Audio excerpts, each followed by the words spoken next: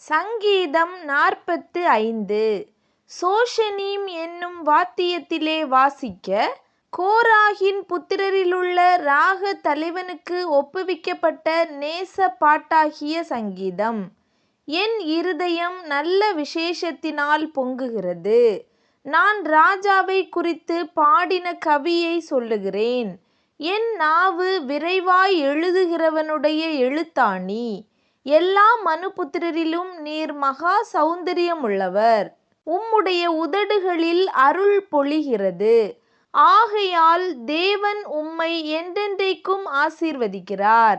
சௌரியவானே, உமது மகிமையும் உமது மகத்துவமுமாகிய உம்முடைய பட்டயத்தை நீர் உம்முடைய அறையிலே கட்டிக்கொண்டு, சத்தியத்தின் நிமித்தமும் நீதியுடன் கூடிய சாந்தத்தின் நிமித்தமும் உமது மகத்துவத்திலே ஜெயமாக ஏறி வாரும்.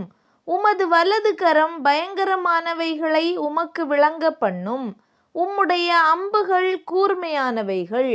அவைகள் ராஜாவுடைய சத்துருக்களின் இருதயத்திற்குள் பாயும். ஜன சதலங்கள் உமக்கு கீழே விழுவார்கள். தேவனே, உமது சிங்காசனம் என்றென்றைக்கும் உள்ளது. உமது ராஜ்யத்தின் செங்கோல் நீதியுள்ள செங்கோலாயிருக்கிறது. நீர் நீதியை விரும்பி அக்கிரமத்தை வெறுக்கிறீர். ஆதலால் தேவனே, உம்முடைய தேவன் உமது தோழரை பார்க்கிலும் உம்மை ஆனந்த தைலத்தினால் அபிஷேகம் பண்ணினார். தந்தத்தினால் செய்த அரமனைகளிலிருந்து புறப்படுகையில் நீர் மகிழும்படி உமது வஸ்திரங்களெல்லாம் வெள்ளைப்போளம், சந்தனம், லவங்கம் இவைகளின் வாசனை பொருந்தியதாயிருக்கிறது. உமது நாயகிகளுக்குள்ளே அரசரின் குமாரத்திகள் உண்டு. ராஜஸ்திரீ ஓப்பீரின் தங்கம் அணிந்தவளாய் உமது வலது பாரிசத்தில் நிற்கிறாள். குமாரத்தியே, கேள். நீ உன் செவியை சாய்த்து சிந்தித்துக்கொள்.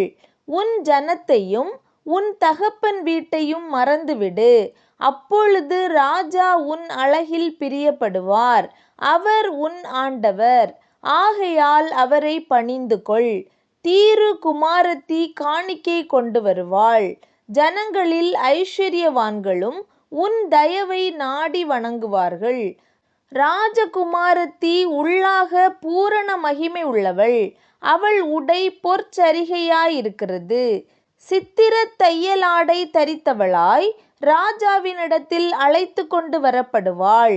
அவள் பின்னாலே செல்லும் அவளுடைய தோழிகளாகிய கன்னிகைகள் உம்மிடத்தில் கூட்டிக் கொண்டு வரப்படுவார்கள். அவர்கள் மகிழ்ச்சியோடும் களிப்போடும் வந்து ராஜ அரமனைக்குள் பிரவேசிப்பார்கள். உமது பிதாக்களுக்கு பதிலாக உமது குமாரர் இருப்பார்கள். அவர்களை பூமியெங்கும் பிரபுக்களாக வைப்பீர். உமது நாமத்தை எல்லா தலைமுறைகளிலும் பிரஸ்தாபப்படுத்துவேன். இது நிமித்தம் ஜனங்கள் உம்மை என்றென்றைக்குமுள்ள சதா காலங்களிலும் துதிப்பார்கள்.